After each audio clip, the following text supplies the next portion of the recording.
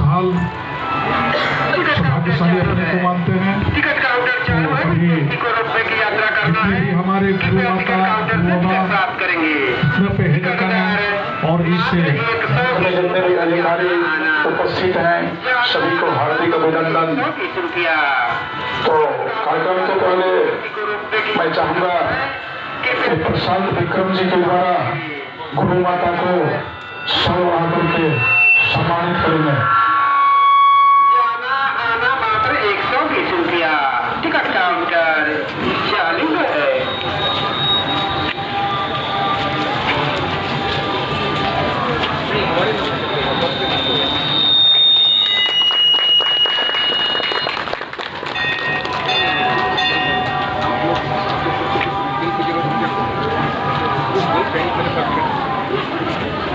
बहुत अच्छे हमारे प्रशांत विक्रम जी के द्वारा गुरु माता को शॉल देकर के सम्मानित किया।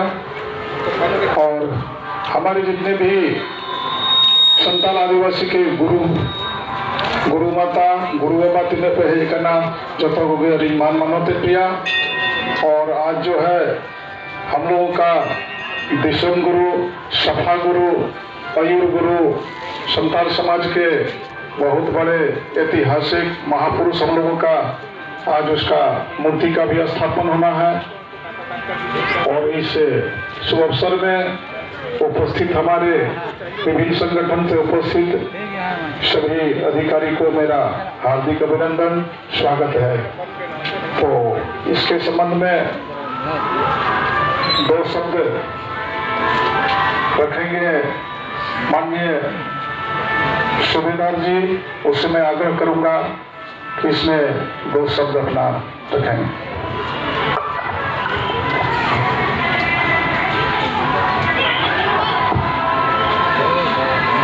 इस वाहन पुजारी और गुरु माता जो हमारे धर्म के संरक्षक हैं, ऐसे सबके श्रद्धा के केंद्र हमारी गुरु माता रेखा हेम्ब्रम जी, हमारे पूर्व विधायक जी, पूज्य कामधेनु मंदिर के हमारे महंत जी, प्रभु जी, प्रशांत विक्रम जी, और इस मंदार पर काफी लंबा शोध करने वाले राहुल डुकानिया जी, अन्य जो इधर बैठे हुए सभी सज्जन वृंद और माताओं, बंधु, ये जो मंदार जहां हम बैठे हैं, अभी हम लोग इसी की चर्चा सब कर रहे थे। मंदार क्या है?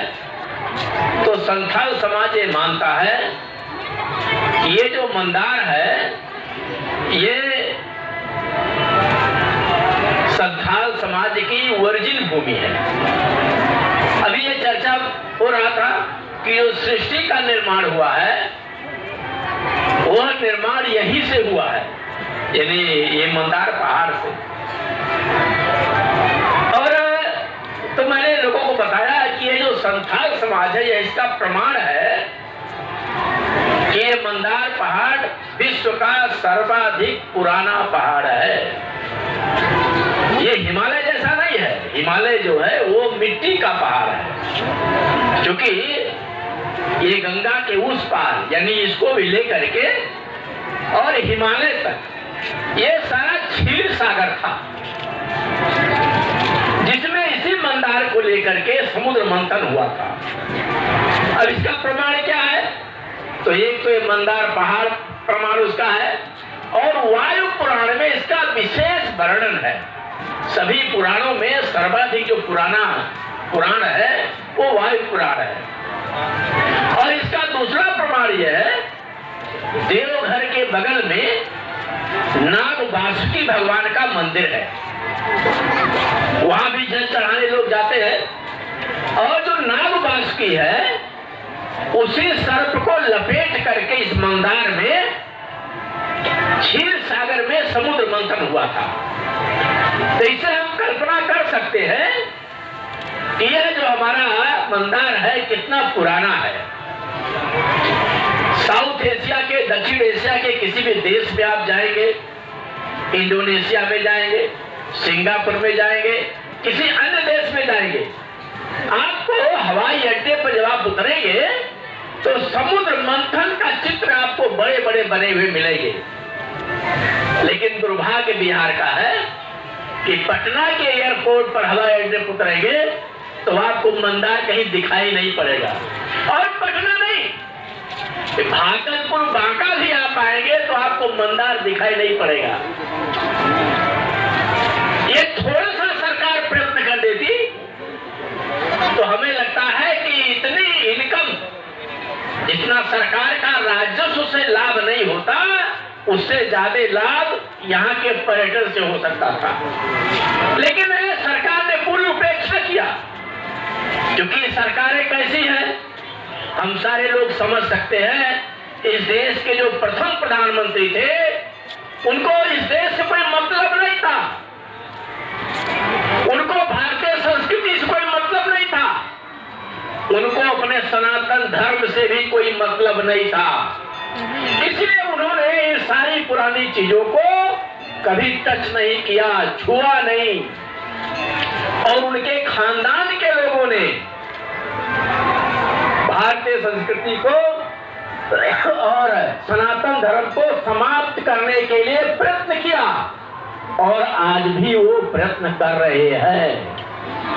जिस प्रकार सोमनाथ का मंदिर जब बना तो जवाहरलाल नेहरू ने उसका बाईकाट किया, और केवल बाईकाट ही नहीं किया, राजेंद्र बाबू इसी बिहार के थे, और वो राजेंद्र बाबू उस समय राष्ट्रपति थे, प्रथम राष्ट्रपति थे। वो प्रधानमंत्री की बात नहीं माने, और वहां के प्राण प्रतिष्ठा कार्यक्रम में वो वहां गए सोमनाथ। उसका परिणाम जीवन भर राजेंद्र बाबू को भोगना पड़ा। पूर्व राष्ट्रपति को सुविधाएं मिलती है, वो सुविधा राजेंद्र बाबू को जवाहरलाल नेहरू ने नहीं दिया। ये बिहार वासियों को समझ में आता है नहीं आता, मैं समझ नहीं पाया आज तक, क्योंकि हर जिले में आपको गांधी मैदान मिलेगा, लेकिन राजेंद्र प्रसाद मैदान नहीं मिलेगा। क्या राजेंद्र प्रसाद का योगदान कम है क्या? राजेंद्र प्रसाद देशभक्त थे, राष्ट्रवादी थे, इसलिए राजेंद्र बाबू को पूर्व राष्ट्रपति होने के लिए कोई सुविधा उनको नहीं दी गई, और सारे पूर्व राष्ट्रपतियों को सुविधाएं दी गई, उनके घर वालों को दिया गया। राजेंद्र बाबू का दोष क्यों इतना था कि वो सोमनाथ मंदिर में चले गए। उसी तर्ज पर आज जब 500 वर्षों बाद भगवान राम का मंदिर अयोध्या में बन रहा है, और रामलला का 22 जनवरी को प्राण प्रतिष्ठा है, तो इस इंदिरा गांधी, जवाहरलाल नेहरू के खानदान ने फिर एक बार बाईकाट किया। उन्होंने वहां जाने का निमंत्रण ठुकरा दिया। इससे आप समझ सकते हैं इस देश की आत्मा क्या है। तो इस देश की आत्मा जो है वो सनातन धर्म है, इस देश की आत्मा जो है भगवान राम है, और उस भगवान राम के प्राण प्रतिष्ठा का विरोध करने वाले वो भारत की आत्मा का विरोध कर रहे हैं, वो भारत का विरोध कर रहे हैं, वो छोटा मोटा अपराध नहीं कर रहे हैं वो सारे लोग। इसलिए सारे हिंदू समाज को, सारे सनातन धर्मियों को यह बात समझना चाहिए। मैं रांची के बगल में एक कार्यक्रम में था, कार्यक्रम में हमको लगता है 10,000 से ज्यादा लोग थे, सब जनजाति समुदाय के लोग थे। वहां पर एक आशा लकड़ा करके जो रांची की मेयर रही, उनका भाषण था, मैं भी उस भाषण में था। उन्होंने कहा कि ये सरना जो है ये हमारा पूजा स्थल है, और धर्म जो है वो सनातन है। लेकिन इस देश के अंदर जो विखंडनकारी है, जो चर्च के एजेंट है, वो तिकड़म करना शुरू किया है। वो हिंदू समाज को बांटने का, सनातन धर्म को बांटने का काम शुरू कर दिया उन्होंने। उनको धर्म क्योंकि वेदों में क्या है, तो वेदों में मूर्त पूजा का कोई वर्णन नहीं है, वेदों में प्रकृति पूजा का वर्णन है, सूर्य का वर्णन है, सूर्य की पूजा का, जल की पूजा का, नदी की पूजा का, पहाड़ की पूजा का। जो ये जनजाति समाज के जो पूज्य है, पेड़ पौधे पत्थर, यही है, और वेदों में इन्हीं का वर्णन है। इसलिए हमारा जो मूल ग्रंथ है वास्तव में वो वेद है। सब कुछ दुनिया में जो कुछ ज्ञान है वो सारा ज्ञान वेदों का है, और हम जो कर रहे हैं वो वैदिक परंपरा है। भगवान कृष्ण ने गीता में क्या कहा? उन्होंने कहा मैं वृक्षों में पीपल हूं। तो वृक्षों में पीपल क्यों हूं, ऐसा क्यों बोले भगवान? क्योंकि हमारी माँ जो है पढ़ी लिखी नहीं है, लेकिन अपने बच्चे को बताती है बेटा देखना पीपल के पेड़ को नुकसान नहीं करना, तुलसी को नुकसान नहीं करना, क्योंकि तुलसी का जो पेड़ है उसमें भगवान वास करते हैं।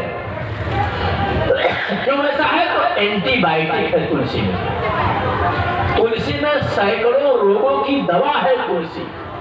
घर में कोई बीमार हो जाता है तो माँ खंड तुलसी का काढ़ा बना करके बच्चे को दे देती है। ये तुलसी हमारी औषधि है। इसलिए तुलसी कोई भी अपने धर्म में, सनातन धर्मावलंबी कोई तुलसी को नुकसान नहीं कर सकता।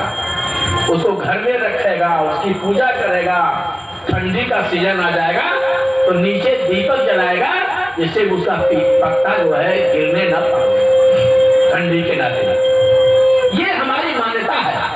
भगवान कृष्ण ने कहा कि मैं पीपल में वास करता हूं। क्यों ऐसा कहा? क्योंकि पीपल का पत्ते से लेकर के और जड़ तक सब औषधि है। पीपल एक ऐसा पेड़ है जो हमें 24 घंटे प्राणवायु देता है, ऑक्सीजन देता है। जो हम सांस लेते हैं वो सांस पीपल देता है। इसलिए भगवान ने कहा मैं वृक्षों में पीपल हूँ। पीपल का पत्ता किसी को बवासीर हो जाए तो बाबा रामदेव कहते हैं कि पीपल के सूखे हुए पत्ते को जला दीजिए, उसकी राखी 2-3 ग्राम दही में मिलाकर एक कटोरी में दिन में 3 बार खाइए, आपको तुरंत बवासीर से राहत हो जाएगी। उसके पेड़ का छिलका है, उससे जो है किसी को फोड़ा फुंसी हो गया वो ठीक हो जाएगा। किसी को बच्चा नहीं